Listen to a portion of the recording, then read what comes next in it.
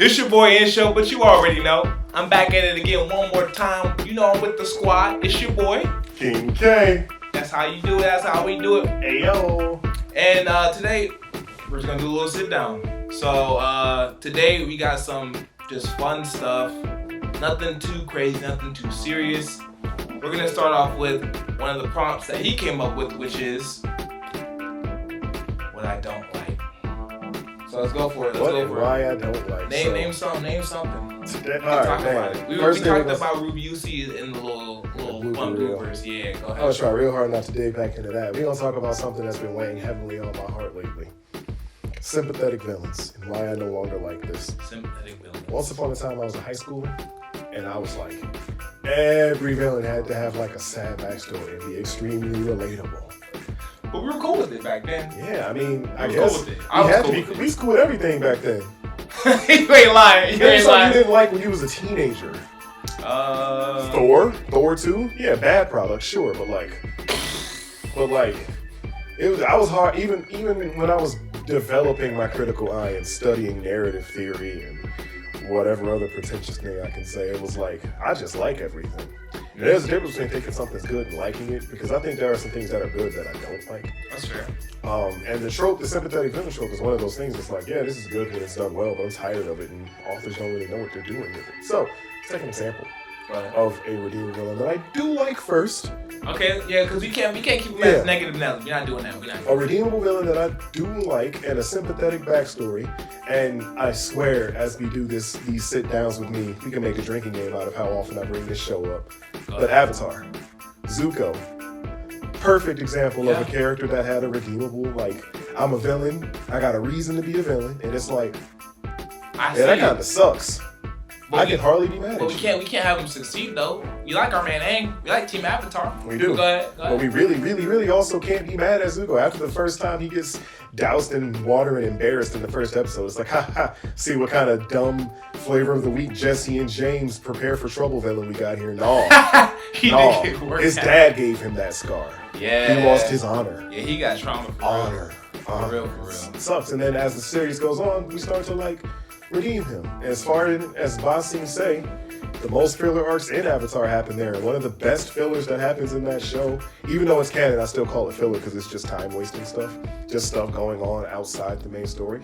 When he met that girl. And then Ba Sing Se, as you talking about the episode. That's the best episode in all of Avatar, in my opinion. Fight me. But Tales from Ba Sing Se. That's a crazy take right there. That's a take. It's a take. Best episode? It's the one that has all the best characterization. It's the best filler episode of all time. I can co-sign that. 100%. But you talking about best episode of all Avatar? You talking about? I'd be hard pressed to be dislodged. Talking about versus the Fire Nation and the North Pole. We talking about versus I don't Fire like Nation Godzilla and in Ba Sing Se when Zuko was in the cave of Katara, had to make his decision. Are we talking? Literally the last 4 episodes of all time. Okay, the Ba Sing Se. Are we talking about the comedy special right before the last 4 episodes in season 4 or season 3? Look at me in my eyes and say you like a recap episode. Hey, nah, I like that. That was clean. But go ahead. I'm about to watch somebody get suplexed in real time. No, but here's why. It's because all the best characterization for everyone happens. And it's like, what's going on with Toph and Katara? Well, are Toph and Katara friends?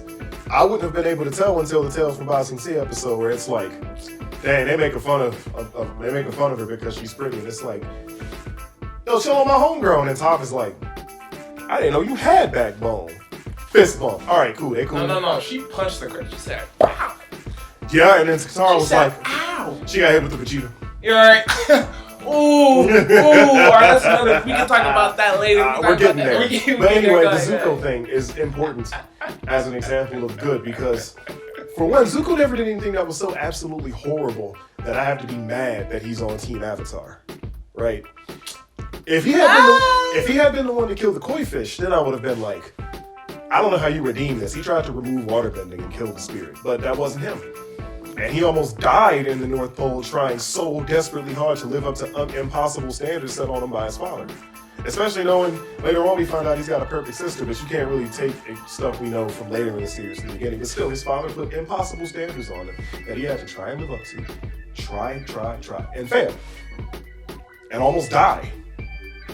And then continue to try and live up to this. And his Uncle Iroh is just day to day trying to take all the trauma and the bad things that he was taught and just uproot it. That's rough. That's hard. He suffers as a result of his own decision making and because of the bad things that his father did to him. And then he chose to be a bad guy to live up to that. But he never really had a choice.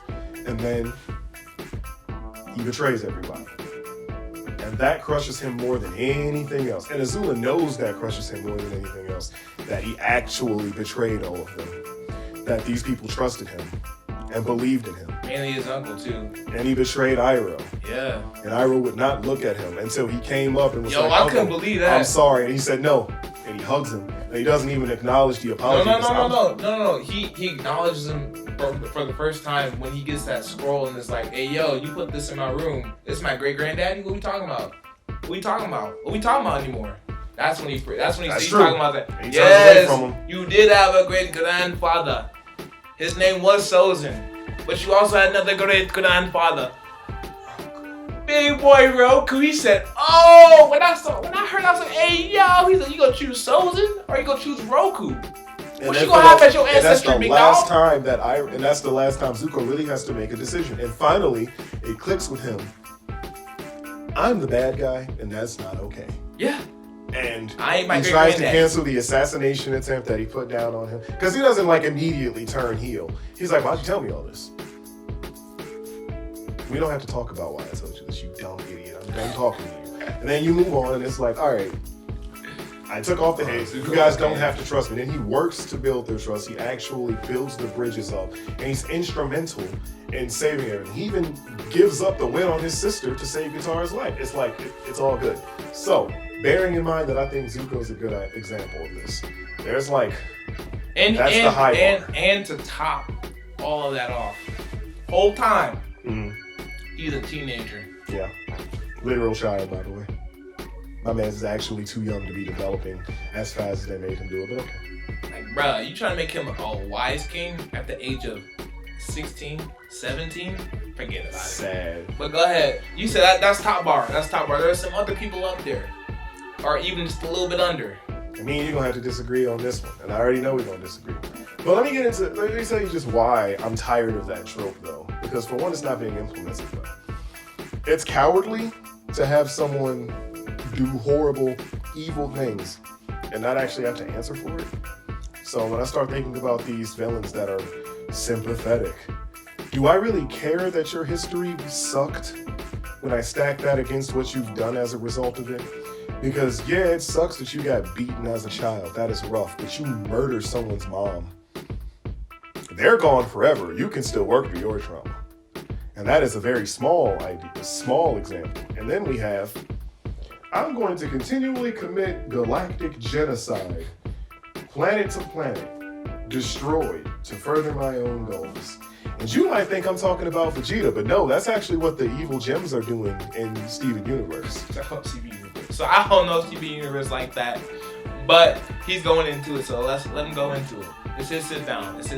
Go ahead. The diamonds are literally just space fascists. You're either you fit into society where we tell you to, or we literally shatter you to pieces and make a giant amalgamation of your soul that's constantly in pain with millions of other people we have murdered for trying to be different.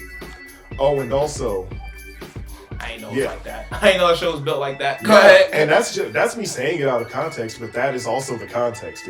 That's why they did it and how it happened. You now know the entire history of the cluster plan. So bearing that in mind, there's also a whole thing about them destroying whole planets and killing everyone that's on them. And we have at least 2 examples of them doing this. But because gems don't age, we know that they've been doing it since they were made. And so the main 2 villains, Yellow and Blue Diamond, are super sad, Blue. and super angry, Yellow, about the fact that Rose Quartz killed Pink Diamond. And I'm about to spoil the show for you. Sorry, you should have watched Steven Universe 10 years ago. Just kidding, but go ahead. Wait, is the show over? Yeah, it's been over. Okay, it's been over. Okay, go ahead. They even had their second series and ended it. But Rose Quartz, Steven's mom, didn't actually kill Pink Diamond. Rose Quartz is Pink Diamond and pretended to be killed so that she could live on Earth and lead a rebellion to fight against her sisters because she wanted to hang out with human. That's literally the story. So, hey yo, they're supposed to be redeemable. Hey yo, wait. Go ahead. All right. Yeah, I'm just trying to take that in. Go ahead. Mm-hmm. So anyway, now that I've told you about the horrible things they do, they say Yellow and Blue are redeemable because they're only doing what White told them to do, even though they make like zoos to keep people imprisoned in forever, and they have literally been at the spearhead of committing omnicide across the galaxy. You're either a gem or your planet is going to be destroyed and you're going to die. That's what they do. And Steven's like, we can't kill them because we'll become like them. And they're our family.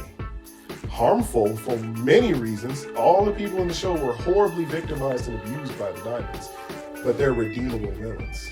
You have to try and redeem them. They're not sympathetic just because White Diamond was the matriarch of their family and kind of forced them to do these things because they made decisions that were horrible. But this was a small aside from the one I really want to talk about, and that's Vegeta. Okay, but real quick. So I don't know Steven Universe at all, for real. Like, it's got cool music. I hope so. It got something. But I think that one thing that gives a character a potential to be redeemed is if they know better. Now Zuko, we know he didn't know better until he knew better, and he made the wrong choice. And then when he realized he knew better, more so in that he realized his history, he realized a lot of different things about himself. And he suffered. And more suffering, right? He changed his ways. Now these diamonds, Yellow and Blue, did they know better? And if so, did they have a chance to change their ways? And if so, did they have a second chance to change their ways? The main thing that's probably sets them apart from Zuko is that the diamonds were alive for so incredibly long that there is no way they didn't at some point think, dang, is it kind of messed up that we're murdering all the people on this planet to mine them for resources? Okay. They are way too old to have never had a chance to not do it anymore. So you're saying but White Diamond is just like that. White Diamond is all about perfection and purity and everything falling into its little categories and staying there. So, realistically speaking, could they have spoken out? Well, Rose Quartz did it. Pink Diamond was the youngest of all of them, but she did it. So why didn't Yellow and Blue? Oh, but they didn't know that she did it. They thought that she was dead. They knew. I'm not exactly sure. It's not exactly clear because when White Diamond sees Steven, she immediately is like, Rose, are you done playing around as this little boy? And she takes the gem out of him. And usually when gems die, unless their gem is shattered, they just poof into their gem, regenerate, and come back with a new outfit. It's just an excuse to give them new clothes. But when she takes the gem out of Steven, he gets all weak and falls on the floor. And then a new version of Steven that's all pink shows up. And she looks at White, is like, Pink, is that you? And he looks and goes, she's gone! And everything on the screen goes super pink. And everyone has to accept, no, Rose Quartz / Pink Diamond had a child and died giving birth to him. And her life force became Steven. So that's the whole they knew that Rose Quartz was Pink Diamond to some degree, or they knew as of the trial episode that Pearl actually killed, quote, quote, Pink Diamond while pretending to be Rose Quartz, and it made it look like they shadowed him with shadow puppetry. God, this show was stupid. And, yeah, so they didn't know that Rose Quartz and Pink weren't the same person. But because of Rose Quartz's actions pretending, they also shot an Omni-Kill beam at the planet and killed like 5,000 gems. There it is. Wait, so you said you can't kill a gem unless it's destroyed? Unless they shatter it. Then that's how you kill the gem. But if you take it out, you take it out of their bodies, then they just regen some... Well, you can't take a gem out of someone's body normally anyway if they're a gem. Steven's a human gem hybrid, so his gem pops out. But I don't think he would have lived very long without it. Okay, interesting. Okay. So, back to what you were talking about. You wanted to discuss Vegeta. Yeah, let's talk about Vegeta. So go ahead. I want to be honest with you, man. Go ahead. I don't think Vegeta's redeemable for the majority of Dragon Ball Z. Now, we can talk about Super as a separate entity later because I'm hard-pressed to believe Super is canon. But that's because they do stuff like Frieza Black. So let's talk about Vegeta. First time Vegeta shows up, this is what you know about the Saiyans. Go ahead. This is what you know about Saiyans. They blow up, they kill everybody on the planet to give to Frieza to sell. And the argument is Frieza made him do it, and if he was reluctant about it at all, I'd be okay with that. But he took his time and reveled in murder. In the backstory of what they were doing... He wanted to be the best, but go ahead. He wanted to please his father, who was the Saiyan King at that point. And he just wanted to be stronger than... He was a super elite, so everyone is below him. They should feel honored to be blown up by him and have their planet sold to Frieza. He is not a good person, and he is not someone who is, like, being forced to do anything. He is very much just a bad guy. But you could also argue there's no way he would know that this is bad as a child because he's an adult now. We're talking about when he did do it. Yeah, he was doing all that as an adult. No, before his planet blew up. Sure. Yeah, there's no way at that point it's different. Yeah. Everyone was doing it. And he had to. And he thought that was a good thing because his father was telling him it was a good thing. And he looked up to his father. Sure, and it is a sympathetic story that everybody around him taught him into something. Now we can talk about post RP Vegeta, Planet Vegeta. I mean, go ahead. Yeah, and now he's just out here murdering all these planets to give to Lord Frieza and the Frieza Force so that he can sell them. But at the same time, Vegeta was trying to get stronger so that he could kill Frieza. And not for any reason that is like altruistic. He don't give a shit about the whole killing people on the planets thing. No, he's having fun. I'm not saying that that's not the case. I'm saying he had a goal, not knowing that thinking that this was the only way to get stronger. Is that why he grew these little self-exploding plant men to blow up and kill people for fun? I'm not saying I know he that has it's good. I'm saying obviously he was bad. That's why he needs to be redeemed. So obviously it was bad. I would argue that some people are redeemable. I'm saying at that point. Oh, I mean we're gonna get there. There. But I'm saying at that point he did not think that there was a different way, and this was the only way that he knew. And his goal was to get stronger to kill Frieza. Therefore, I'm gonna say, all right, there's some type of way you could think, okay, maybe he can be redeemable. But then we get to Saiyan Saga, which is when he goes to get the Dragon Balls, and he wants to kill all the Earthlings because he's upset Goku or Kakarot at the time. My boy Carrot. Big Kakarot. Didn't do his job, killed the planet, and then move on. Yep, he's like, what have you been doing this whole time? Right. You're supposed to murder them and move on, dumbass. And it's like, hey, what? I hit my head, my bad. But then after that point, after he got jumped, because he got jumped, stop it. He did lose a 1v1 before he got jumped though. He lost we can argue that like we did earlier. He did go grade 8. Technically that was a trick he had in his bag. And he bopped him. So it's not everybody got bopped simultaneously by grade 8 Vegeta. It's not technically unfair because he had that in his pocket. He's been doing it for a minute. Yep. Blowing up planets. But you could also argue, come on, bro. We was throwing hands. Why you bring this out here? I'm okay with him. I think it's pretty fair to go grade 8 and beat everybody ass with that. Yeah, but then he got jumped because Yajiro became in clutch for like the first time and only time in Dragon Ball Z. Yajiro, his name means balance. Does it? Yeah, it's interesting, right? Balanced diet, I hope. All right, moving on. He after that point, bro. We get to Namek, and he is literally and exclusively out for himself. I agree. And then I'm gonna skip to the end of this. He's pissed because a lower class Saiyan beat his clapped in his head, even though he got jumped. And this is where a prophecy comes into Dragon Ball Z, the prophecy of the legendary Super Saiyan, which he thought was his birthright. Very cool, actually. Very well done. And the entire time, he never actually does anything for anyone but himself in that entire arc. And he dies. Who else? Who else he's gonna do it for? Because Raditz, who he already thought was piss poor, dead. Nappa, he killed him. He killed him because he's like, oh, your spine snapped? Yeah, you're not a useful tool to me, big dog. I'm sorry. Which, you know what? You could argue it was his Saiyan pride. You could argue it's the way of the Saiyans. You could argue he was just a bad person. Anyway, there's no one else for him to do anything for. Rough. But yes, on Namek he was a menace. That's he was a menace out here murdering all the Frieza Force. I'm glad they had him, but he's still a bad guy. Yep. So when they get back to Earth, the fact that he don't got an answer for shit. Oh, wait. Let's talk about when he got back to Earth and started beating Gohan's ass. He beating up a 7-year-old or 6-year-old, however old he was. He beat up a kid, dog. Hey, yo. But you gotta go for that, bro. He beat that kid up. That whole thing Goku says in Super really kills me, where he's like, I ain't no hero of justice or anything like that, but I know if somebody hurts my friends, suddenly has a flashback to Vegeta murdering all 5 of Goku's friends.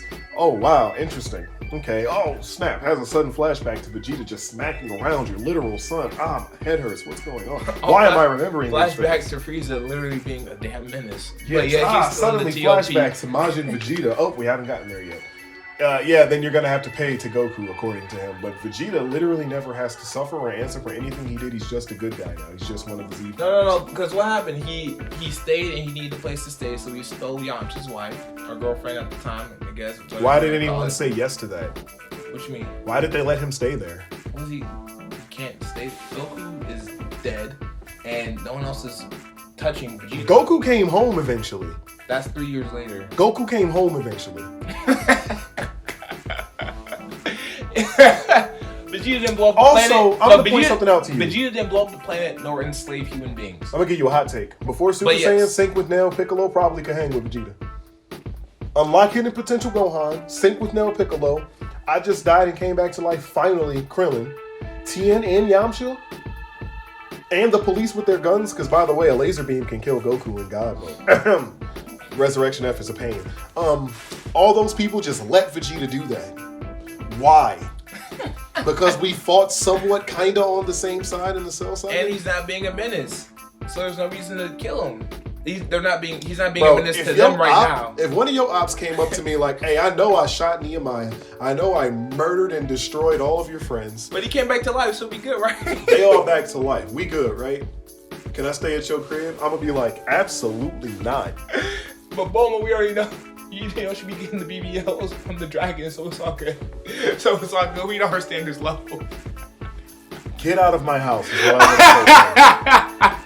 would say. I would have been so hard pressed. Like King Kai, I would have been like psychic link to King Kai. Please call Goku. Please Goku. Please, bro, please. No, but they thought he was dead, remember? You're right. But I would have contacted him on King Kai's world, like, hey, King Kai. No, they used the Dragon Balls to be like, bring back Goku. I can't bring back someone to life that's alive. Is that what he said? I actually would have told Shenron, hey, Shenron, bro. Yes. What is your wish? Send Vegeta into a black hole. Fair. End of story. Fair. Why did there are so many options that are Vegeta is not our friend. But you could, hey, Bulma let him stay at the house. And if they had said, hey, yo, Bulma, we about to go run his pockets. Chill, please. Should have kept getting in the way. And yes, they could have easily went around her, then thrown her away, all the stuff. But the weakest of them, she can throw her into the sky. They handle Vegeta, and then they catch her before she. But you know, Bulma she was gonna run her mouth for decades. Duct tape. He gave me the best of my life. No, I'm playing. You're probably right, but he still got to go. Hope you enjoyed it. Make a mold. But then at that point, Vegeta thought he was cold because he could go Super Saiyan, right? And he couldn't yet. Trunks pulled up, remember? No, that's 3 years later. I'm still talking about when they get... Oh. Okay, so let's talk about, like, all the other things. Because we've already talked about this earlier, but I'll just run through it a little quick. Go ahead. The Cell Saga, the Android and Cell Saga, he doesn't do anything for anybody but himself again. He's an to everyone again. Even his son. People just let him hang out again, and then he loses again. And then his son from the future, he's like, hey, if you go Super Trunks like I went Super Vegeta, you're going to lose mobility. And then he gets handed to him again. He does get upset, though, when Trunks gets killed by Cell. So? Killed. He says so. I bet he is sad that his progeny gets mollywopped because Trunks is actually like one of the most wasted potential characters in all of anime. No, for real. No, like he might be more wasted than Gohan. I'm not gonna lie to you. But I'm tired of this sympathetic villain thing because I don't like having to think to myself, why are y'all still hanging out with this guy? Like even as far as the Majin Buu saga, when he like, for me it would have been I would have been like, all right, Goku, I'ma chill. But once Majin Vegeta happens and he's like, Vegeta, I'm not gonna fight you. And he's like, all right, you like to protect the innocent, right? And Goku's like, no, that's not my thing. You know what? He blows up all those innocent you got people. a point. You got a it's point. like, why do you still let him come hang out with y'all? No, you got a point. You got a point. That might have been. He has to go, right? That's a point. That's a point right there. Bulma's a single mother now because I killed him. He doesn't get to come back. We got all that. We got all that out the way. But then he does go Majin. That's fair. And it's like point. Knowing that he goes Majin colors everything else. Like that's that fair. would have never happened if y'all had actually made this man stay dead or leave or whatever. Send him off to another planet. Bro. I know I'm stronger than you and you want to be better. You can't hang out with me and my people anymore because you killed all of them. That's fair. Even though he came back for one day with his Halo, he could have killed Vegeta and brought him with him. Yeah, when he comes back, and then when he comes back and they fuse, it's like, yeah, this was so cool that Goku died for no reason just to still be the main character. Awesome. And Vegeta's dead and paid and finally made a sacrifice. And I'm like, okay, you finally understand what it means to fight for other people. Because that's when he learns that, by the way. That's why he does, because he says, this is ridiculous. I don't know why I've been doing this whole time. And then that's when he dies. He's like, I actually got people that I care for, Bulma and Trunks. And even you, Kakarot. Right. Blows himself up, dies a useless death. Good. Now everybody loves Vegeta. He's cool. He's got cool attack names. I'm gonna point something out to y'all. Vegeta's only won one fight in the entire show, as far as I'm concerned, that mattered. Like he killed Zarbon. Oh, sorry, two. He killed Zarbon in 19. When he fought Jason Burner, they were not at their best anymore. Congratulations. He killed Zarbon. He did. He mollywopped Zarbon. The first time he lost. Yeah, after he lost. Vegeta got a horrible track record too. But people love Vegeta, and I was one of those people that thought he was cool. What? I play him in fighters. But he's horrible. I don't think that he's a good dude. I just like the way that his character is more than Goku. I don't think that his history or even his fight log is anything to write home about. Never talk to Rock Lee fans about his fight. Bro, we're not.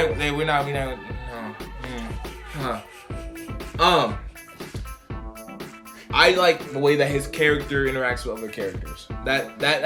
Shut up, character who's not Kakarot. I don't have to listen to you or care about what you're saying. It's funny to me. It's like, oh, Vegeta is actually pretty a nicely written character. He has cool dialogue. His voice actors are pretty cool. I like the way that they do. How many times do you get to hear? But I am a Super Saiyan. I am the super elite. I am the strongest. I'm the principal. Boring. It's funny to me because it's just funny because it's been 20 years of him saying that same boring line. He's frustrated. That's why it's funny. He's frustrated. That's why he says it. That's why I'm okay with it. Otherwise, if he was just saying it's our true warrior race. If he actually was the strongest and was saying that over and over, then I wouldn't like his character anymore. I'd be like, hey, bro, we know, man. You know what? I like hearing Kanzen no Kuoni Onoranda every day from Luffy. So I'm gonna be king of the pirates. Yeah. So exactly, there's phone rings. Hello, I'm Luffy. The man who's gonna be king of the pirates. You know that was crazy. He said the big mom. She said, "Huh?" While drooling over the phone. All life. Oops. We can talk about that too later. So Vegeta is very low on my list of redeemable characters. But then after Z, so you know what? I'm gonna give you after Majin. There's no reason he should be redeemed. But then he gets brought back, and then he doesn't really go off the borders anymore.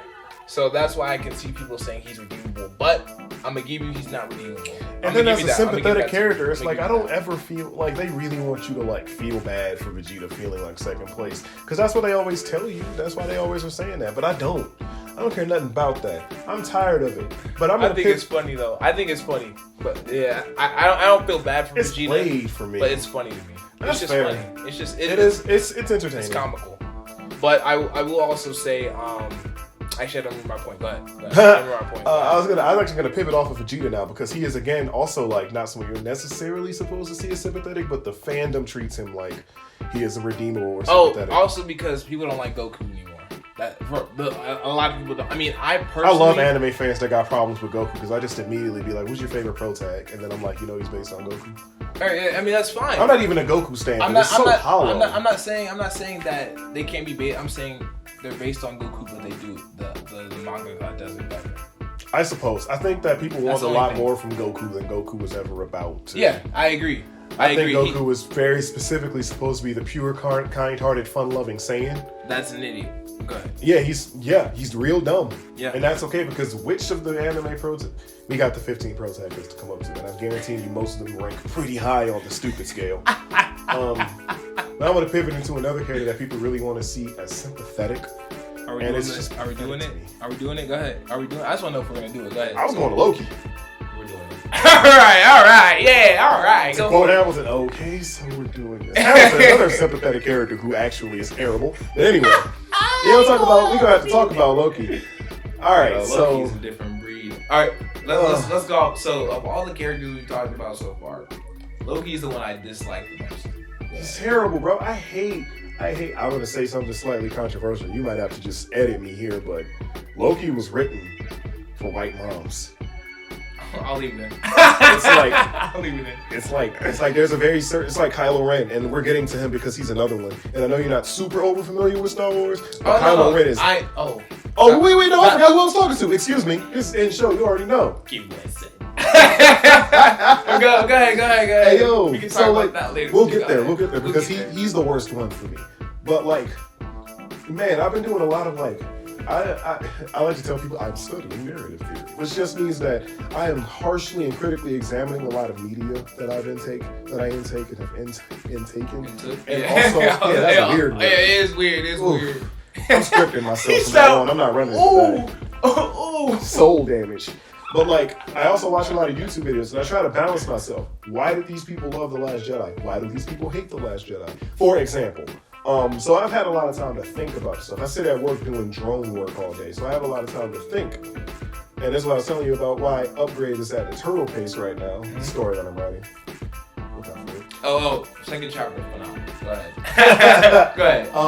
A problem that I'm running into is I'm trying very hard not to do the things that I hate. And I've found a lot of those things. I'm trying to fit in room for things that I like, and I found a lot of them. But one thing that I've started to hate is this. The reason we're on this is because it's so prevalent. So with Loki's initial, the first thing he does is try to genocide New York with the Chitauri. Honestly, it's been like 20 years, and I can't really tell you why he did it anymore. But he wanted the Tesseract so he could usher in for Thanos. Thanos. Yeah, Thanos. Yeah, because he wanted power. And a little punk head. And several times throughout not knowing Thanos was about to take his weapon from him anyway, but go ahead. And his wife. I was so happy when he died. When everyone's like, well, he not dead. Keep always said. Rest in pieces. What's up? Which I don't remember how he. Oh, that's right, because they went back in time in Endgame. Go ahead. I remember. So go ahead. Everything up to Infinity War with Loki and Endgame with Loki is. I don't give a damn about these people. No, for real. I was along for the ride. After Civil War, I was along for the ride. I was getting kind of tired of the same Loki characterization. Every time he shows up after Thor 2 is like. Now, why are you here? Thor 2 solidified it. So with Thor 2, I didn't even watch it when it came out. It took 2 out of 10 movie. It took me until I had to rewatch all the Marvel movies with my sister to be like, okay, Loki and Thor 2 solidified my disdain for him. That movie, just the worst guy. He got his mother 2 out killed. of 10. It's definitely one of the worst ones. Yeah, the only reason it's a 2 is because it has characters. It has a plot. No, it has a story. It's just not a very cohesive one. No. It has characters. It's got music. And it's got nice graphics. I guess back then I wasn't quite yet tired of big dumb CGI. I'm not gonna say it doesn't have a plot. I'm not saying it doesn't, or it has a cohesive plot. Kat Dennings is in that movie. I'm saying that's why it gets 2 points. I'm saying the plot was so juvenile that it loses points. Hey man, Loki got his mom killed in that movie, and has to show one modicum of emotion. I couldn't believe that. But then he also gets his father killed. He doesn't really get punished for any of this, right? All these bad things keep happening directly because of Loki, and he really doesn't suffer. And then where he becomes sympathetic is when they're talking about, turns out you were adopted. Your dad was the Yeah, and then the fact that Thor actually still loves him. That's the only 2 points as to why he could potentially be sympathetic. Because he doesn't do anything good. He tries to redeem him. It's a stupid mistake because he backstabs his brother in Thor 1, in Thor 2, and Thor 3. What are we talking about anymore? Multiple times in Thor 3, if I'm not mistaken. And he he redeemed himself in Infinity War. No, he didn't. And it's a constant thing with him where he like talks about how much he doesn't care about civilians dying. And they're like, oh, the people in Asgard are gonna suffer. I don't give a about the people in Asgard. He didn't say that, but he said, I don't care about the people in Asgard. I don't care about anyone innocent. So now let's talk about the Loki TV show. Because he dies. The Loki TV show. Which, by the way, that's a big fat spoiler. My goodness. I didn't know he died officially in the Loki TV show. No. He dies in Endgame. And then the Loki TV show happens and he undies because he gets a test. Oh, but he doesn't die in the Loki. Do you want me to spoil the show for you? I mean, I guess it's spoiler warning on it. So I'm never gonna watch it. I'm gonna give us a 10-minute like bit of time. You can like just pause and be like, I'm gonna give you from here to here. Hey, I already did. It's already done. So, go ahead. Officially starting the Loki spoilers. So it comes to a point where he comes back to life and they sit him down in a room and he watches all the things that he watches his death and all the bad things that happen and he gets all sad. And I'm like, wait, are you sad that you died or that the bad things happened as a result of you dying? And then, the wow guy, what's his name? From he's in what's his name?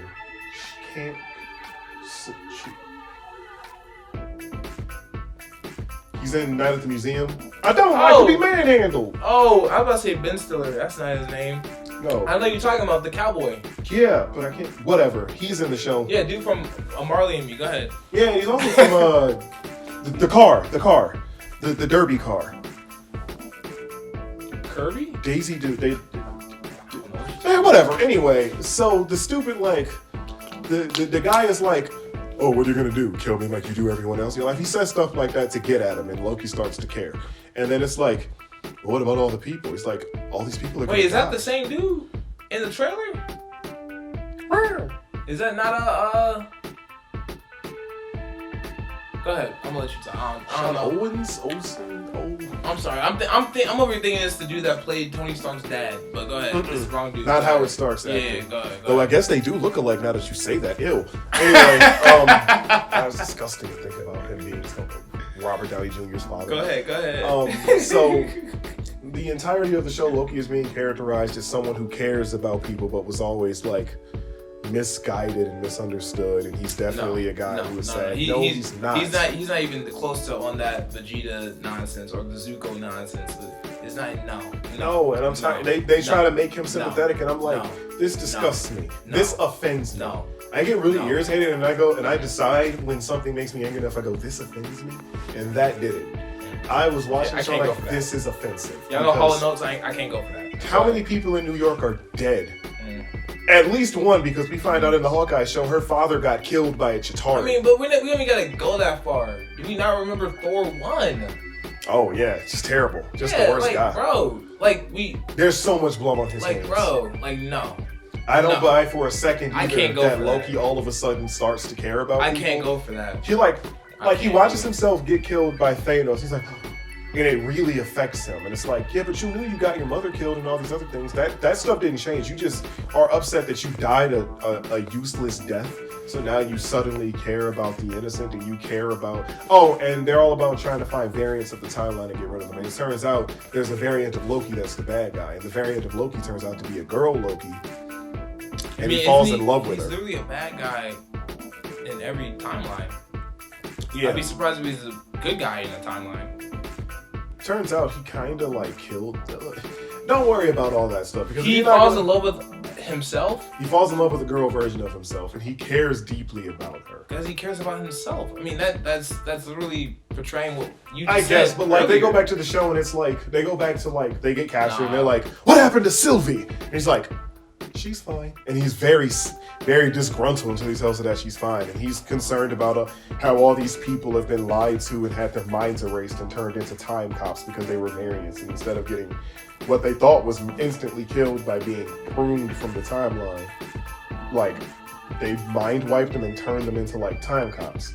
And he's portrayed as caring about any of this happening. No. But Loki doesn't give a people. They just want him to be sympathetic. No. It is okay to have my villains just be villainous. Okay. What would have kept Loki in in his character in Avengers Infinity War, which is what I thought he was gonna do. I thought he was gonna just get the out of there with the stone. Well, he also doesn't use magic at all in the show. And what he does is very minor. Oh, he can do telekinesis though. He gets punched in the face by a normal person and gets knocked out, but he also can Is he not the same Loki? He is. God? He's the same Loki. Yes. A god? This is before they took away Thor his power. is a god? They sock him. Normal dude.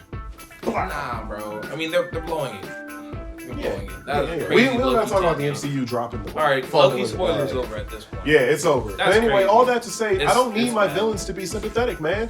Like, it's gotten to a point where they only even do it because the audience likes a character and they don't want to have to deal with the moral consequences of a guy being bad. Like, it's writers being cowards. It's fine for an audience to like a villain. It's just not necessary for a villain to always have their backstory exploited and or make it a sad one, a sad backstory for the audience to then feel bad for them. Like, yeah, because I would say, because I was going to give an example of a villain that I think is good because he's not sympathetic specifically. You know who the example of that is? Loki in Avengers. Man had no compunctions about doing the right thing at the end of the first Thor movie. No. He is definitely not feeling bad about what he did. He just lost. No. Yeah. And then he's out here being the worst guy and he gets beat up. And Thanos, you see Thanos smile because this was all part of his plan. Which, by the way, what was your plan? Why didn't you just come to Earth, you absolute nugget? But anyway, Loki was okay. Mamoru Uchiha does not have a very sympathetic backstory. He was at war and becomes... No, I mean that's pretty sympathetic. But we don't care about the fact that he had a sad backstory. We care about the fact that he's a menace. He just becomes an evil menace and he's fighting people. War. Everybody else in Naruto had a sympathetic story behind them except for Kakuzu, Hidan, and Madara. Everybody else was just like... Datara didn't have a sympathetic... He's got backstory. You're right. Datara also didn't have a sympathetic backstory. No one cared about And Datara. note that these are some characters that people actually like attention. People fuck with Hidan. Because he killed Asuma and had no... There was nothing in Hidan's backstory that mattered. People with Kakuzu because he was cool, dude. First off, Kakuzu's lame. Excuse you? When you took the robe off, he is lame. Boy! Moving on. Hidan, he's a psychopath. He's a well-done villain, but he's a psychopath. Yeah. Kakuzu, as soon as... The character.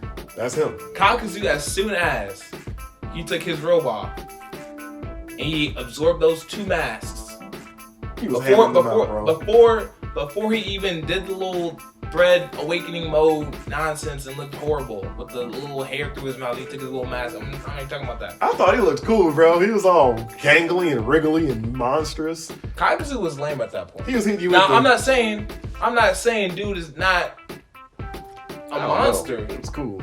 I'm not saying that he wasn't destroying kids.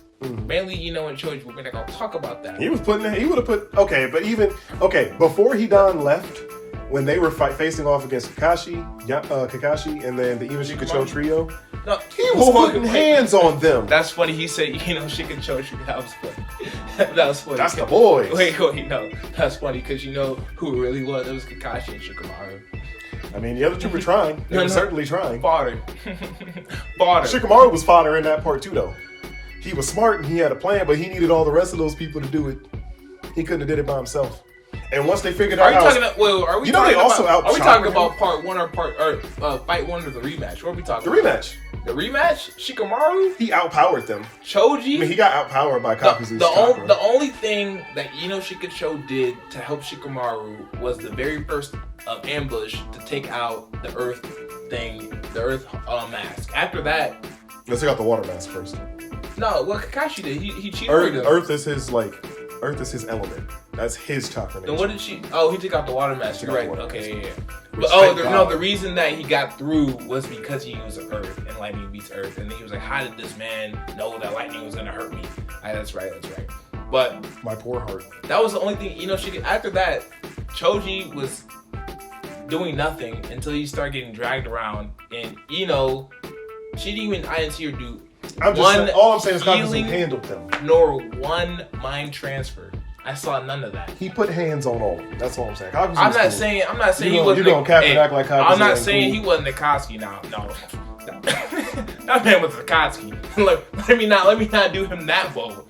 I'm saying he grew lame to me after he absorbed those two masks back into his body. All right, that's fair. That is not for everybody. That's fair. Yeah, that's fine. But I actually kind of like. Anyway. Go ahead. We were talking about though. Like Madara had no compunctions. I mean, I would say insofar as a sympathetic villain goes, they don't portray him as somebody you want to feel bad for. Yeah, I mean, they portray him as some dude that you should think is cool as or be afraid of. I mean, because the thing was, all he needed backstory. All he needed was the world is cruel.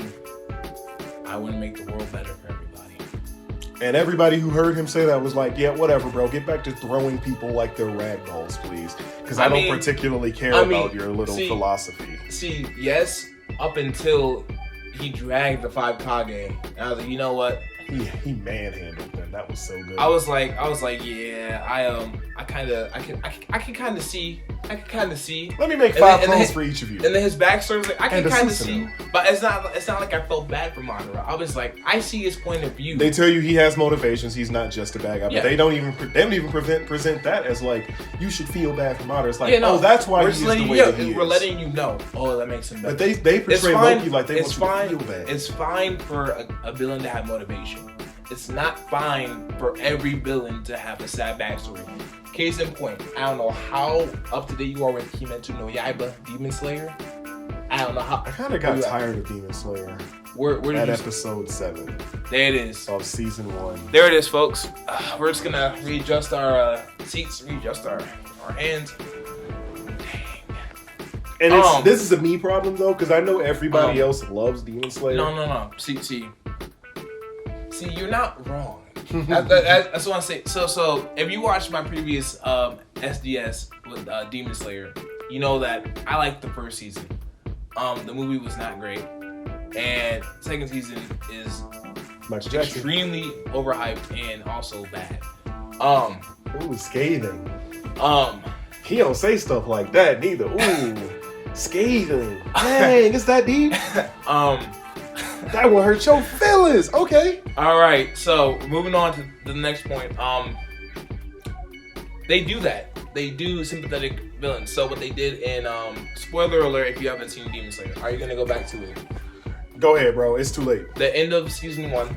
This is what made it lose decimals of points. This is when the dude got the donut punch. No, that was Dude, that was the movie. That was the movie. Okay. They literally made, I think, 75%, if not the whole episode of one of the last episodes in season 1, an entire backstory of the main antagonist in that arc. I'm sleep. Unnecessarily, right? So sleep. So main character MC was fighting dude, right? Mm-hmm. Getting work because he doesn't have the power scaling. That's Demon Slayer. Yeah, getting work, which I was cool with. That's part of the appeal of Demon Slayer. Yeah, I was fine with it. He last second getting his last little move out. I can do it. So here's all my backstory. Bro, don't nobody care about you. So here's the thing. Don't nobody care about you, bro. They're writing the shonen hype, right? I mean the shonen like playbook. But that is like, it's like one of the most unnecessary backstories I've ever seen. God, that's why Bleach, bro. They always, One Piece. They always give you this backstory as we're leading up, and then you just get to watch Doflamingo get manhandled for. I keep saying manhandled, but it's just accurate. Yeah. Luffy mangled him. Yeah, Gear 4. It was so nice to see. Bone Balloon, stop playing with him. But everybody would have been angry. Muscle Balloon?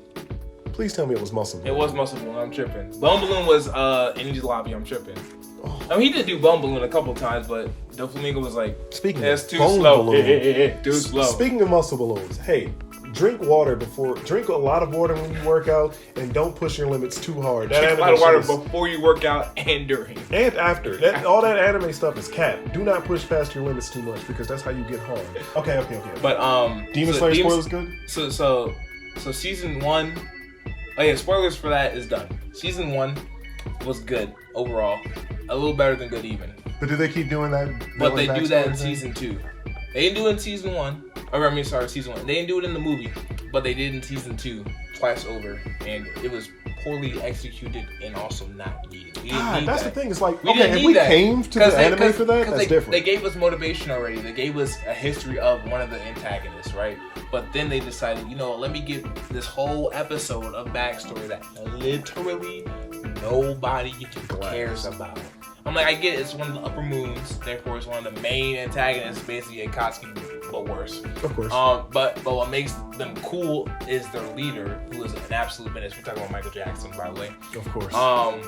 But that's not the point. The point is unnecessary backstory. So that's a little that's how they do it. That you don't. That's how they get you. It's like, bro, we gonna waste the episode on the backstory of a villain that nobody cares about because they got worked. It's like, and then the characters in Demon Slayer are also just, they deserve to die, and they really want you to feel bad for them. And they catch me. They caught me with the that dude with the drums. What was his name? Oh yeah, no, see that one was fine. They caught me slipping with him. I was like, I don't know his name, but that one was pretty good. But it's oversaturated in the market. I think that's the last good one, really. I mean, like some of the subordinates of the final antagonist of season 1. I can see that. I was fine with that. But then his, I was like, okay, y'all dragging it. It's like at this point, I read a book called Practical Guide to Evil. It's a web serial. You can read it online. And like everyone has an individualized motivation. The main character is a villain. She has a backstory that isn't necessarily sad or sympathetic. Things that happen to her are sympathetic. And the author, through the main character's voice, is like, yes, this is something you can feel sympathy for. But listen to Catherine talk about how she feels about the things she's done. And she's like, I know I am a terrible monster and I cannot continue to be queen once my ambitions are seen through. It is not sustainable because I've done way too many horrible things as a person to be redeemable. And yes, she gets a happy ending because at the end of the day, she only ever worked for the betterment of her people first, then of the entire continent. So Code Geass, but maybe a little bit better?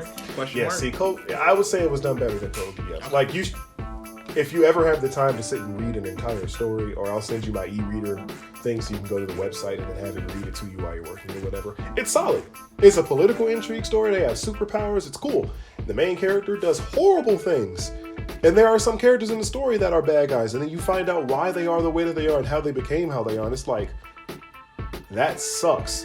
But by and large, like the main villain of the series, like this is actually like a really big spoiler for the story, but I don't imagine anyone watching this or us talking. By the time you get to where they reveal this, it's like, oh, okay, well, this doesn't change a whole lot. But it turns out demons are an offshoot of the world from before. And then, long story short, the main final villain figures out there was a world before this one, which means that this world can end. I will break free of the chains that bind us to life and death. And whatever comes after this world, I will be there for it.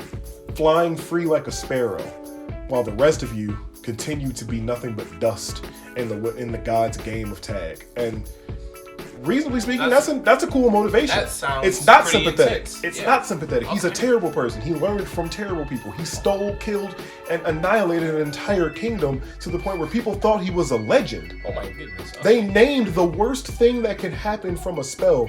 You do spells, there's a runoff of extra magic from the ritual. That's just something that happens. They named it Keter's Due because he destroyed his city, Keter, and the entirety of the kingdom of Keter with a spell.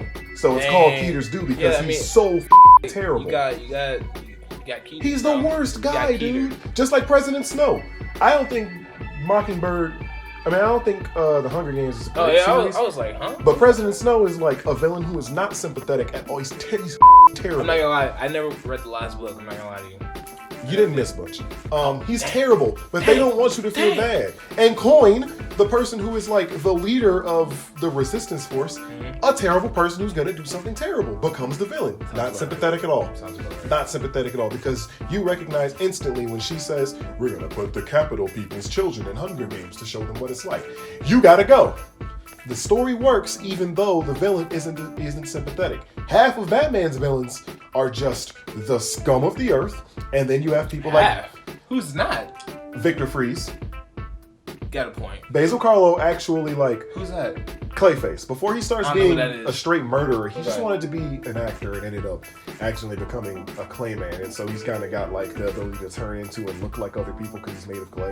Okay, name one more. Who else? Harley Quinn. No, actually, No. Look, let me We not doing that. Let me appeal to the audience. Go ahead. Let me appeal to the audience. Go ahead, man. I'm gonna say Harley Quinn. Now Keep let what me explain something to you. Keep what it said. Not Harley Quinn. Okay, she's actually not very. She's got a sympathetic backstory. She got manipulated, but here's the thing: she had to have wanted to do that stuff a little bit because you can't absolutely force someone by talking to them to do something that they wouldn't have had the propensity to do. It's one thing. And she's been a therapist her whole life. How is she that susceptible to this man? And the answer is the Joker's just that charismatic. Whatever, bro. The Joker is a different breed. You know what? Harley Quinn falls on my list of people, as a matter of fact, that I think are the last of the people that I want y'all to make sympathetic and turn into a good guy. No more. Stop it. It's too late to stop them from doing this to Harley Quinn. It got into my head. But that's because they've been recontextualizing her story over time. She was never supposed to stay in the picture as the Joker's side chick in the first place. Yeah. He abused her to the point where she leaves. That was her initial storyline. Oh, he beat the dog shit Harley Quinn. He leaves her to die. He pushes her out of windows. I knew that too, but I didn't know he actually beat her. Yeah, it's pretty bad. Like I know that, but this is part of the recontextualization of her story because you can't do that in a kids' cartoon in the 90s. Right, of course. But in comic books, they can go into gritty detail. Like that Slade Terror nonsense I just learned about the other month. Like, what? Moving on. Name it. I'm sorry, I didn't mean to do you like that. Sorry. Anyway. Name a third one then. Batman villain. Name a third one. I know you're not gonna say Penguin. I know you're not gonna say Joker. I know you're not gonna say Two-Face. I know you're not gonna say the Question. Stop. Two-Face. The Question's not a bad guy. I meant to say the Riddler, not the Question. No, that's what I meant. Two-Face. It's mostly my memory of the Dark Knight serving me here because it was just such a good Harvey Dent. But man, it really sucks that he only ever wanted to do what was right and got punished for it like that. He literally did nothing wrong until he became Two-Face. Now that is a sympathetic story that really jerks me. And watching him watching someone fall from grace and become a villain, that really does me wrong on the inside. That does fair. That hits me so sideways. I'm like, oh man, but Harvey Dent was literally just trying to clean up Gotham. He was the only incorruptible force. And then the worst things happen. The White Knight. The worst things happen. You die a hero, you live long enough to become a villain. And unfortunately, he had to live. And not only did he have to live, he had to know that him living caused his girl to die. No, he literally said, why me? Why did you pick me? Why did you And Bruce is like, I didn't. That's the worst part of all, is that he was supposed to die. Which is another tally on Joker being absolute. Every step he took after that point in that movie is like...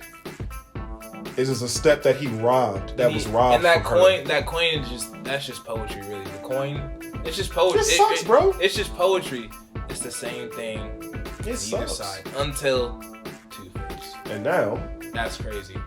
And now we gotta talk, because now I've given you some more examples of sympathetic things that Paul were done right. Because they weren't cowards about it. After he starts murdering people, he ends up dying to pay for it.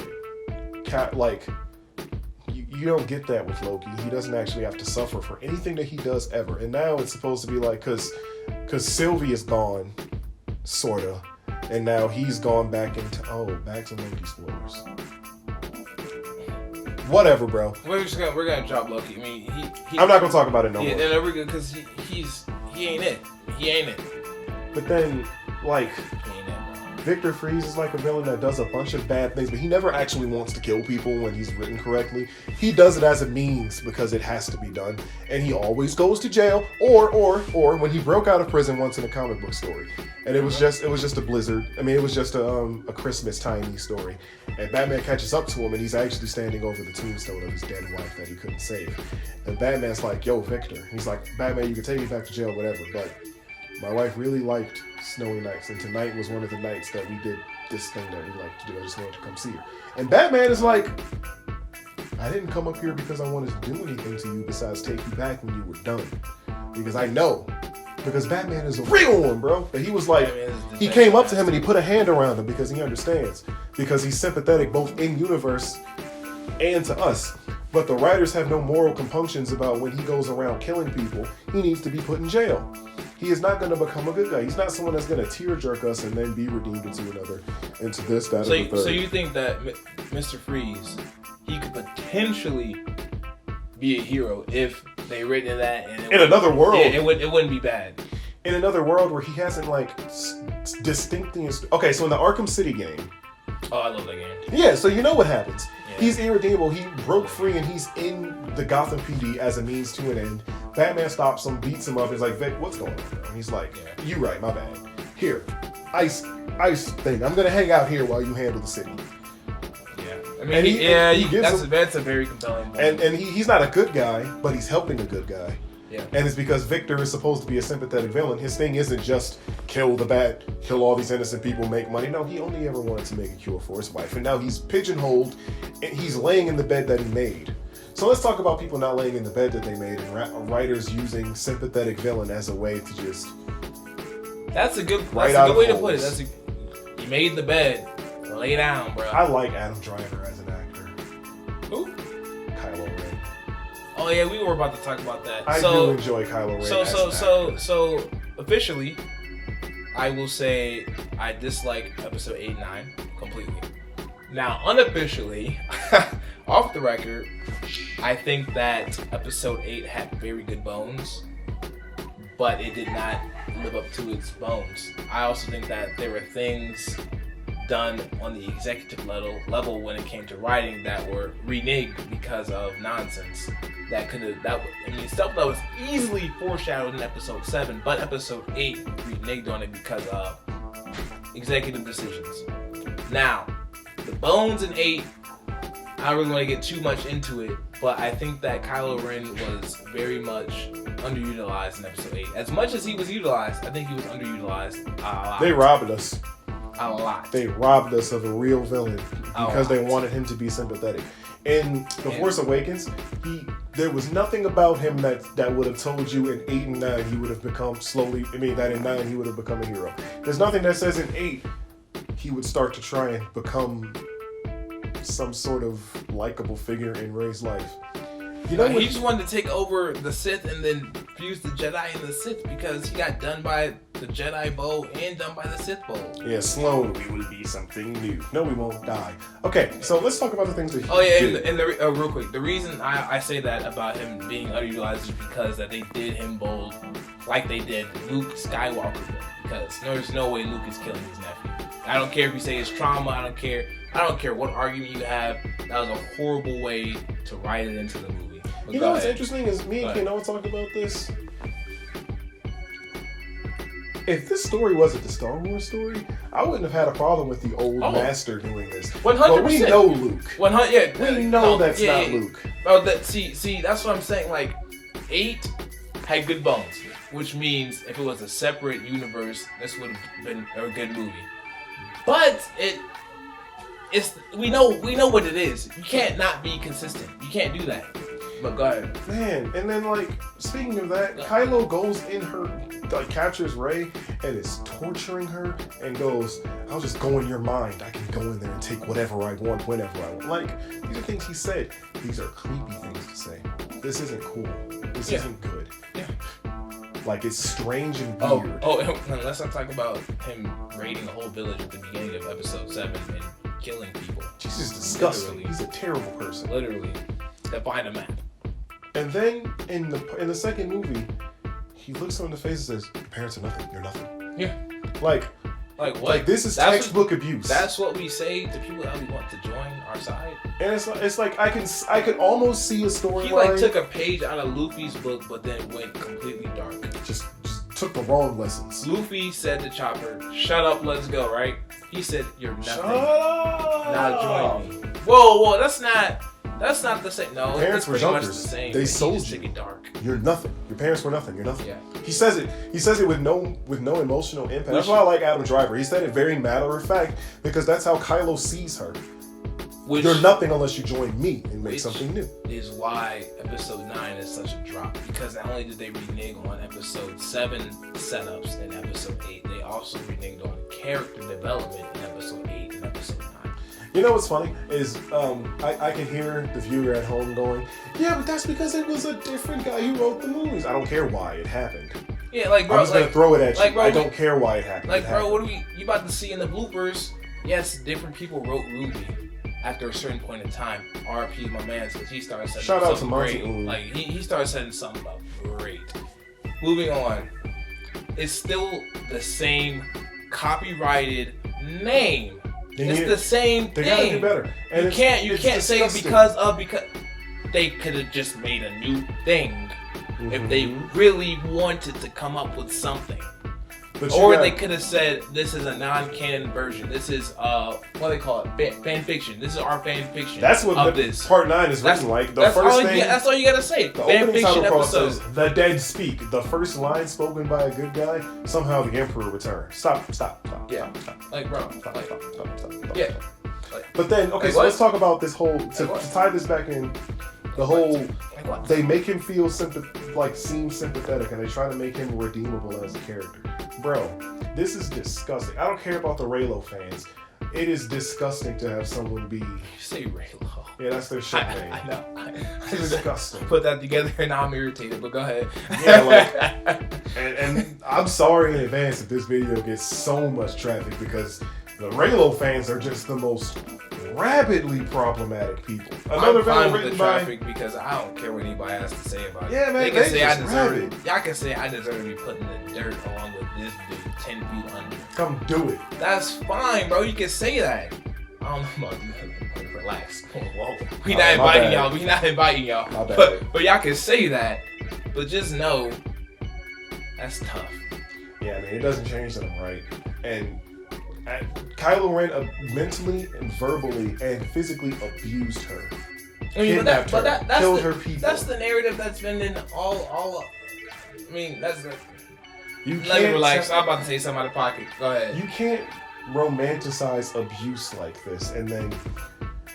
Like I'm about to get canceled before I even got any shine. But go ahead. You can't, like, it's like you're shining a bright light on this abusive person and saying this person still gets the girl in the end. And then we're supposed to feel bad and sympathetic when he dies. Bro, when he died, all I thought to myself was, I cannot believe I just watched that. Because leading up to it, I was like, there's no way they kiss and there's no way he dies for him. And the thing is, I was perfectly fine if they shipped Finn and Rey, right? Whatever. Because it seemed like they were setting it up in episode 7. Finn was all about her. I was also fine if they didn't do that, which they didn't do at the end. Fine with that. Imagine black people getting anything good out of a disc. I mean, out of a LucasArts thing. Anyway, go ahead. GG. I wasn't too keen on the Finn and whatever her name is.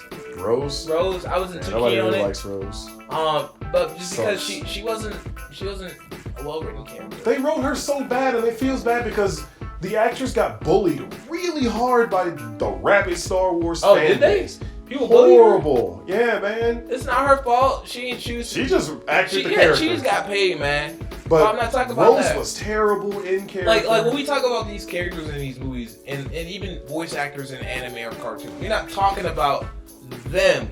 It's not their fault. It's the character that was written. Now, it's one thing if they're just a bad actor. That's a different. But Rose was not a bad actor. She just had a terrible role, a terrible place in Star Wars Episode 8, and I guess 9 technically. But I'm not. I wasn't cool with that shit. Of how they did this. And I of course am not a fan of the Rey Kylo. Like, it's terrible. Kylo was a terrible guy. Why did they should have tripled down after the second? Even if in the second movie he tells her, "Your parents were nothing. You're nothing. You're nobody." Like, okay. Yeah. Now be consistent. Bro. Have him stick with that. He killed his dad. Okay. He tried to kill Luke.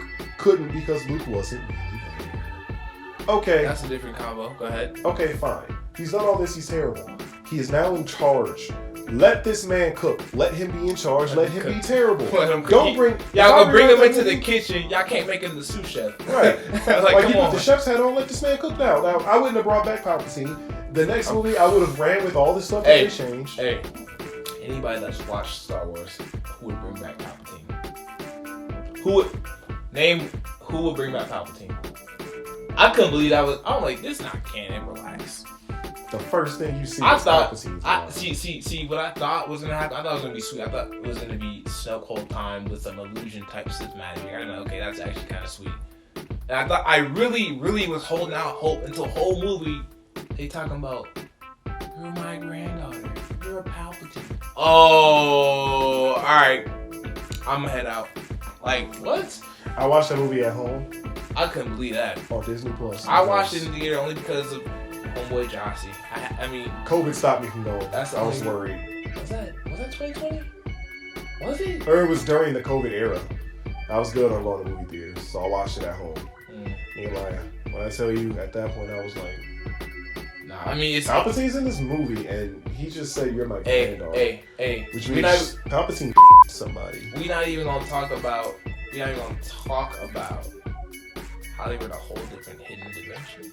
But let's not get too off topic. Let's keep talking about how much I hate Kylo Ren being like we rewrite the ninth movie. He becomes the villain. We double down on how terrible he is. In the end, there's a final struggle with Rey and Finn.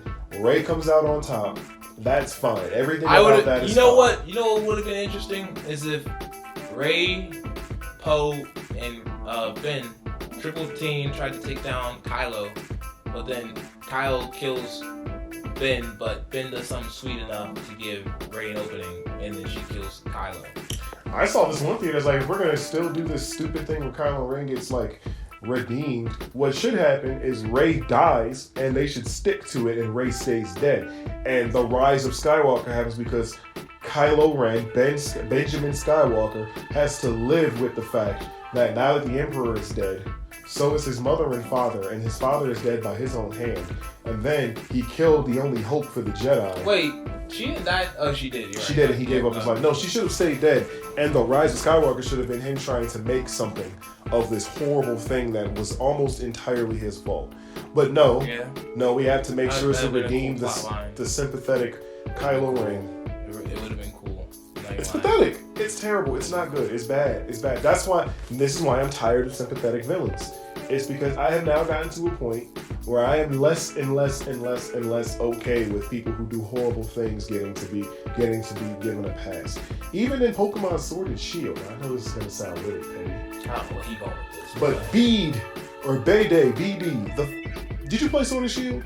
That's the one game I skipped. Long story short, there's a little spoiled punk that thinks he's gonna win the Pokemon League because he was promoted by the president to join the Pokemon League. He was like sponsored. Bede, whatever. Maybe it's not the same guy. I don't know. The black kid? No, it's the white kid. There are a lot of characters in that game. I forgive you for forgetting. I mean, no, the black kid is Leon's little brother. That's what I thought. But no, there's another one, and he's just terrible. And then he almost gets himself harmed and really severely hurts a Pokemon. And so the president takes his sponsorship away from him, and the kid ends up getting to be the gym leader of the fairy type gym because the old lady takes a liking to him. Not even in my Pokemon do bad guys get to be bad and be punished for it. No, I ain't going for that. I'm not going to go for that. And people are always like, oh, people deserve second chances. In his case, kind of. I mean, the worst thing he did was be a spoiled brat. But I'm getting real tired of being rewarded. It's not even getting second chance. Being rewarded. Being a gym leader is a reward. That's not. I don't like think I'm jaded, but I might be a little jaded by real life and how people don't really, by and large, get punished enough for the bad things that they do. But I don't want in my media to have to contend with good people being harmed by bad people and bad actors who then get to become or be redeemed and turned into good people, because we don't need that. And every time someone's like, oh, the villains are the most important part of the story, I almost want to suplex them into the floor. Because while you have something of a point, a good villain does help drive a good story. You need a good main character more than you need a good antagonist. You need both of those things. Yeah, but would you watch One Piece if Luffy wasn't charismatic? Oh no, I'd cut it out a while. Do you watch Black Clover? Yeah. I'm caught up on the manga. However, I will say, people like Asta. How far did you get? Not so enough. You got jokes, huh? No, episode 10? Yeah, you didn't get in long enough. What I tell you earlier, I got a 3-episode rule. But that's fine. See, Black Clover, I can understand though, because first of all, the manga is way better than the anime. So far as I see, they don't have sympathetic villains in Black Clover either. You just a bad guy. No, they do. They have a couple. Do they have reasons to be bad guys, or are they portrayed as sympathetic? They do. See, the thing is, spoiler for Black Clover. I don't know if you're ever gonna get into it.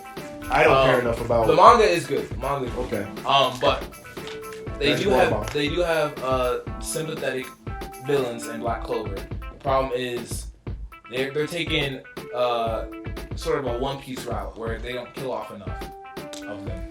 Oh God. Which is one of the things One Piece that I gotta hold against them. Yeah, that's. I'm still waiting for Arlong to show up again. That's pretty much the only bad thing I dislike, or one thing I dislike about One Piece. pretty much the only thing. I like a lot of other stuff in One Piece is completely hand-waveable. I'm not gonna lie, it is.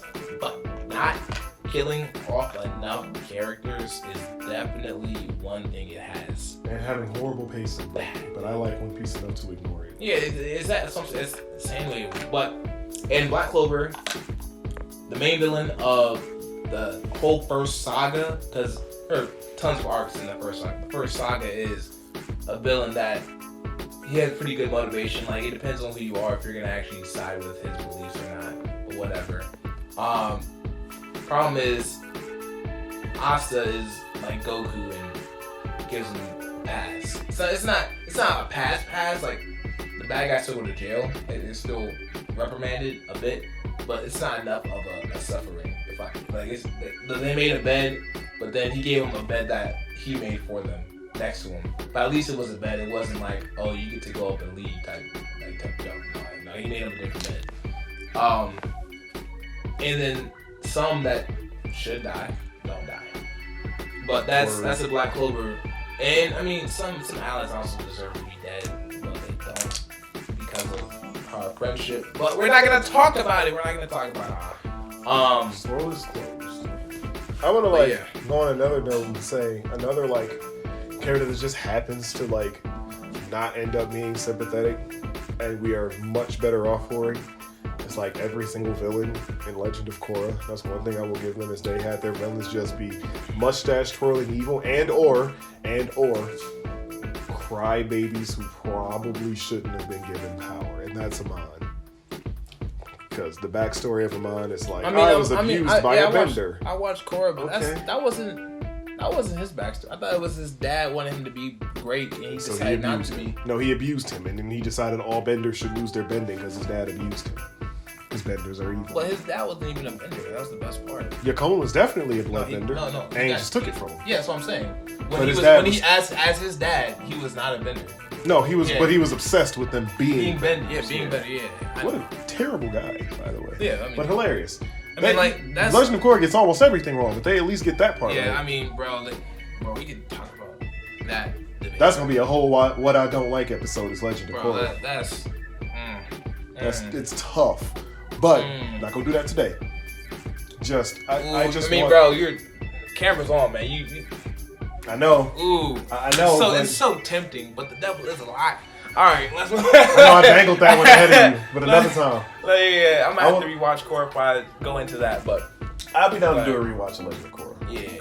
Because I have strong opinions that have softened over time a lot, and I think rewatching the show will illuminate. Yeah, rewatching a show that you don't like definitely helps. My last rewatch of Korra definitely softened some of my standpoints. No, it strengthened mine because what I did was I watched it, didn't like it. I watched it again, didn't like it. But then I watched it, the whole Avatar: The Last Airbender, then Korra right after with my sister during pandemic season, and the fact was that Adai or Micah? Micah. Because Adai's in the UK. Yeah. I was saying, it don't also seem like she would have had the patience to be this is too stupid. Adai is. I mean, look, this whole family is Avatar loving, but Legend of Korra Adai, she couldn't get into the first season. We tried to watch. That's weird because even I was I will stand that season 1 in a vacuum is almost fine. She couldn't finish first season. But as it was coming out, she couldn't. Knowing her, I'm she got to be on one of these episodes because yeah, I could just see her taking a sickle to it and just slicing it up. But she couldn't. But she wouldn't know enough. Did Micah like Legend of Korra? Micah didn't like it. Well, no. So I rewatched it the third time with my sister, and I had a second pair of eyes along with it. So I knew I wasn't crazy, right? I knew I wasn't crazy. She didn't like it. One thing that we both agreed upon, and so this is a scenario that we both came up with. We both came up with this. It's not all me. It's not all her.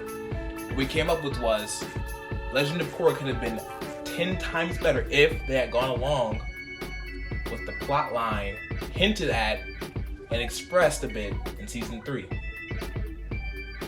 you remember the villain in season 3? The Red Lotus. The Red Lotus was supposed to kidnap Korra as a baby. Because she was a kid when she became Avatar. Yeah, but then it was Tenzin, her dad, and a bunch of other benders came, jumped him, beat him up, locked him in jail. That's why they're in jail. Sure. They succeeded. and then she became a bad avatar.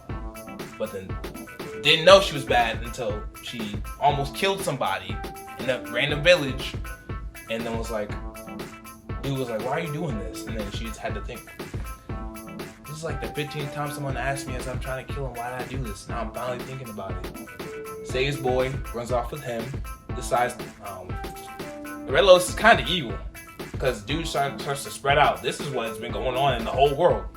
And you're the Avatar, apparently.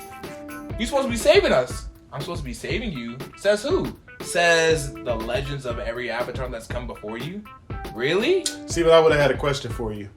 What? Where the fuck is Aang? And why hasn't he tapped her on the shoulder and went, hey kiddo, we need to talk? I mean, but Avatars don't just necessarily get taps on the shoulder. Yes, they do. But Roku literally took over Aang's body to fight at one. But that was when he was 12. She was 5 years old. Roku actually could yeah, but like at some point she becomes an adult. She becomes a person capable of killing people. But there was Avatar magic in that because remember he took over his body to fight when he went to that temple in the Fire Nation. It's very cool. And after that point was when he was getting all the visions and stuff. Right. Oh no. He got the first vision when he went to the spirit world. Because of that time he's getting attacked by the panda thing. Okay, but after that point, it was just Avatar state. As of what is established in season 1 of Legend of Korra, there's no rules to when the Avatar that's can just tap you on the shoulder. That's what I'm saying. She's like, Tenzin, I need a moment. Aang's like, but that's you what I'm called saying. me here. That's what I'm saying. If that was the first season instead of what we actually got as the first season, that wouldn't even existed. Yeah. So Red Lotus captures Korra. She's evil, gets turned good as she meets this one dude she almost killed. As she goes along on her journey to escape the Red Lotus and realizes that things are bad in the world, she needs to become good. Red Lotus appears a couple of times. We gotta just rewrite the story. Yeah, she gets kidnapped or she gets brought back again. This does sound pretty cool. She questions them. Why have we been doing this all the time? Because the world's evil. We need freedom, but like freedom in this realm, not freedom in whatever realm you just heard from that kid. Actually, let's go kill that kid. They killed that kid, and then she's like, no, I can't go for this. She runs, and she's just running the whole time while she's trying to find teachers to get her stronger. And then we get the Avatar story. Yeah, and then Legend of Korra is maybe rivaling Avatar: The Last Airbender. Maybe. Not with the writing staff they had, clearly. Right. But they would have had to have known. Because I will maintain that if they knew that they had the okay and would be able to go for 4 seasons instead of 3 like the original Avatar, they would be able to just gun it and go. There's nothing that you could tell me to make me think that they would have done quite as badly. Because season 2, man, do you remember? I remember all of the first half of season 2, bro? No. Dude, the first half of season 2 is actually good, Nehemiah. With the exception of like the abuse. It's funny, storyline with Bo Lane, the civil war between the northern and southern tribes. Okay, no, lying to make Korra's dad seem like. Wait, that's different. Wait. You're talking about the plot. The plot for the first half of the second season was good. Yeah, I'm about to say. No, they was clean. That was clean. They was like, okay, and then they had that little fight. Korra as a character was bad in the second season overall. She was just hormonal for no reason. She was. I'm not trying to be a jerk. That's what she was. 16, bro. I'm gonna point out. She mad at Mako for every little thing. Yeah, no, she was a very, very irrational character. You know what the writers?